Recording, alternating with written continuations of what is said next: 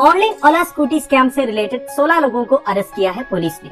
हरियाणा का गुरुग्राम से, कर्नाटका का बेंगलुरु से और बिहार का पटना से। इन लोगों ने क्या किया था, इन्होंने एक फेक वेबसाइट डिजाइन किया ओला इलेक्ट्रिक स्कूटर्स का। अब देखिए दोस्तों, हमारे देश में ऐसे कई सारे लोग हैं जो वेबसाइट्स का डोमेन नेम ठीक से चेक नहीं करते हैं। ज्यादातर लोग क्या करते हैं, सीधा गूगल में सर्च करते हैं, जो लिंक सबसे पहले आते हैं उसी में क्लिक करके वेबसाइट पर पहुंच जाते हैं। ये चेक नहीं करते हैं कि वो वेबसाइट जेन्युइन है या नहीं है।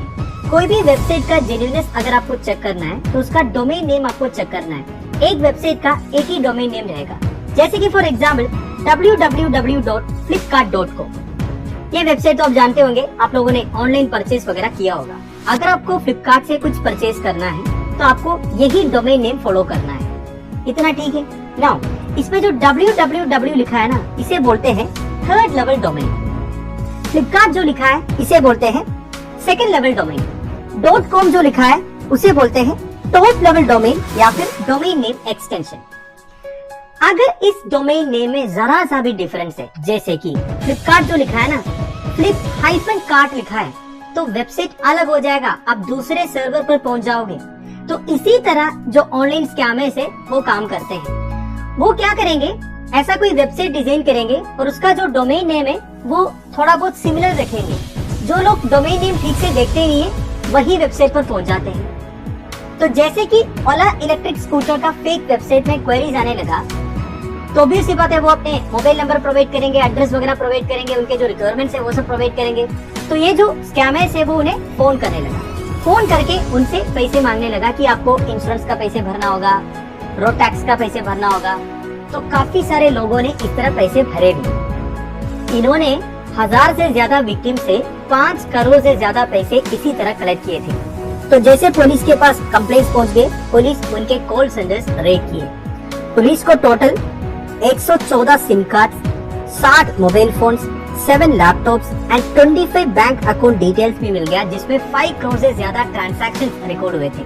तो आज इस वीडियो में हम डिस्कस करेंगे इस तरह के साइबर क्राइम्स को प्रिवेंट करने के लिए हमारे देश में कौन कौन से साइबर क्राइम लॉस अवेलेबल है।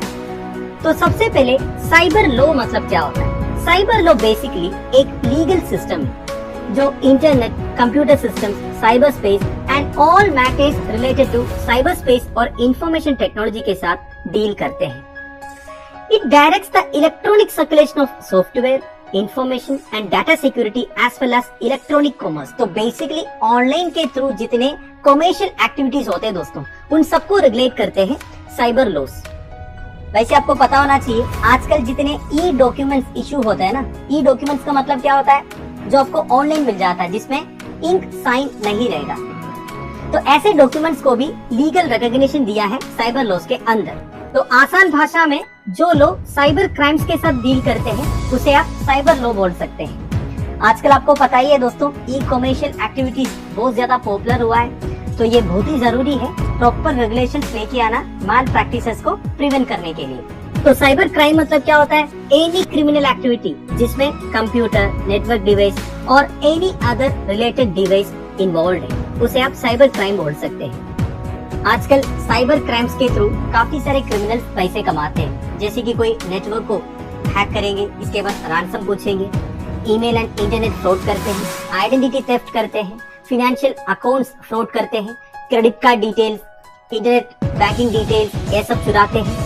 कभी कभी पर्सनल एंड कॉर्पोरेट डेटा को चुरा के दूसरे किसी को बेचना, ये भी साइबर क्रिमिनल्स का काम होते हैं। इंडिया में साइबर क्राइम्स को कवर करता है information technology act 2000 and Indian penal code 1860। वैसे इंफॉर्मेशन टेक्नोलॉजी एक्ट 2000 डील करता है issues related to cyber crimes and electronic commerce. वैसे 2008 में इंफॉर्मेशन टेक्नोलॉजी एक्ट 2000 का अमेंडमेंट हुआ था और साइबर क्राइम्स का डेफिनेशन वगैरह और पनिशमेंट्स वगैरह चेंज किए थे। वैसे हर्षित द्विवेदी नाम के साथ आप आईटी एक्ट करके सर्च कीजिए, आपको 2-3 वीडियोस मिल जाएगा जिसमें मैंने काफी सारे डिटेल्स बता रखा है दोस्तों IT act 2000 and amendment act 2008 के बारे में। So information technology act 2000 is the first cyber law to be approved by Indian parliament. देखिए, इंडिया में कंप्यूटर्स वगैरह पॉपुलर होने लगा 1990 के बाद, जब हमने इकोनॉमिक रिफॉर्म्स लाए थे। लिबरलाइजेशन, प्राइवेटाइजेशन, ग्लोबलाइजेशन, ये सब के बारे में तो आपको पता ही होगा। इसके बाद फॉरेन डायरेक्ट इन्वेस्टमेंट वगैरह इंडिया में आने लगा और कंप्यूटर्स पॉपुलर होने लगा। उसी के बाद साइबर क्राइम्स भी पॉपुलर होने लगा। तो 2000 में Indian parliament first cyber law enact किए थे, that is the information technology act 2000, which states that to provide legal recognition for transactions carried out by means of electronic data interchange and other means of electronic communication। तो basically जितने electronic data interchange होते हैं या फिर electronic communications होते हैं, जिसे electronic methods of communication and storage of information बोलते हैं, उसे एक लीगल रिकॉग्निशन प्रोवाइड करने के लिए ये एक्ट पार्लियामेंट ने एनैक्ट किया था। इसी के साथ साथ पार्लियामेंट इंडियन एविडेंस एक्ट 1872 में, बैंकर्स बुक एविडेंस एक्ट 1891 में, reserve bank of India act 1934 में भी चेंजेस किए थे। बेसिकली उन्होंने ये सारे एक्ट में ये इलेक्ट्रॉनिक मोड वाला जो प्रोविजन है वो भी इंक्लूड किया। अब मैं आपको इंफॉर्मेशन टेक्नोलॉजी एक्ट 2000 के कुछ इंपॉर्टेंट प्रोविजंस बताऊंगा। बेसिकली अलग अलग सेक्शंस बताऊंगा उसमें क्या लिखा है। This is very important. काफी सारे एग्जामिनेशंस में इंफॉर्मेशन टेक्नोलॉजी एक्ट के अलग अलग प्रोविजंस के बारे में पूछा है। Number 1, section 43। This section of the IT Act applies to individuals who indulge in cyber crimes such as damaging the computers of victim। तो देखिए सेक्शन 43 में कौन कौन से ऑफेंसेस लिखा है दोस्तों। एक तो विक्टिम के कंप्यूटर्स को डैमेज करना, बेसिकली विक्टिम के परमिशन के बिना उनके कंप्यूटर्स को एक्सेस करना, उसे डैमेज करना। In such a situation if a computer is damaged without the owner's consent, owner is fully entitled to refund the complete damage. तो ऐसे केसेस में ओनर ऑफ द कंप्यूटर को फुल रिफंड मिलने का provisions. अब damage करना मतलब कोई फिजिकल डैमेज नहीं है, डैमेज भी बहुत कुछ चीजें आता है। जैसे कि देखिए आपके परमिशन के बिना आपके कंप्यूटर में एक्सेस किया, आपके कंप्यूटर में जो डाटा है उसे डिलीट किया या फिर करप्ट किया या फिर कोई डाटा को चुराया, डिस्ट्रॉय किया, सोर्स कोड को चेंज किया, जिस वजह से आप अपना कंप्यूटर को ठीक से एक्सेस नहीं कर पा रहे हो, तो ये सारे डैमेज में आता है। ठीक है, तो अगर इस तरह के डैमेजेस अगर कोई आपका कंप्यूटर में करते हैं तो उनसे कॉम्पनसेशन लेने का या फिर रिफंड लेने के लिए प्रोविजन है section 43 of the IT act में। अगला है section 66B।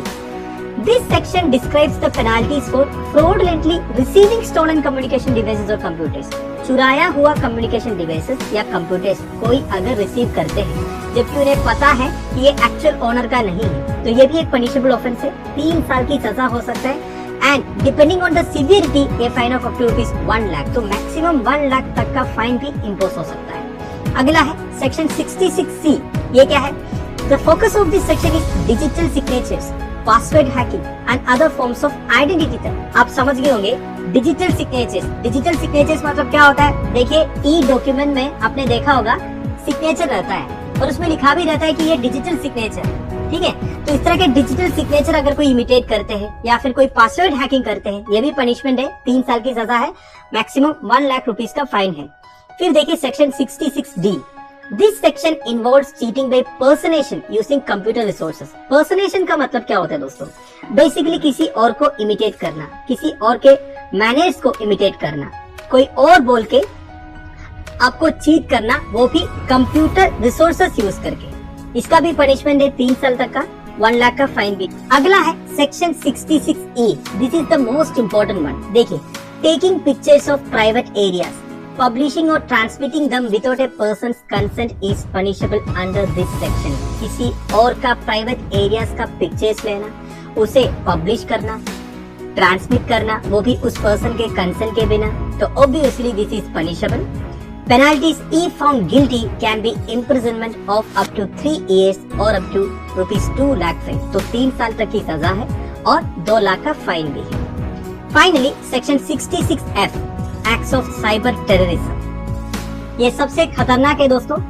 Computer resources use करके अगर कोई टेररिज्म प्रमोट कर रहा है या फिर टेररिस्ट एक्टिविटीज प्लान कर रहा है, so an individual convicted of a crime can face up to life. तो लाइफ इम्प्रिजनमेंट की सजा है दोस्तों।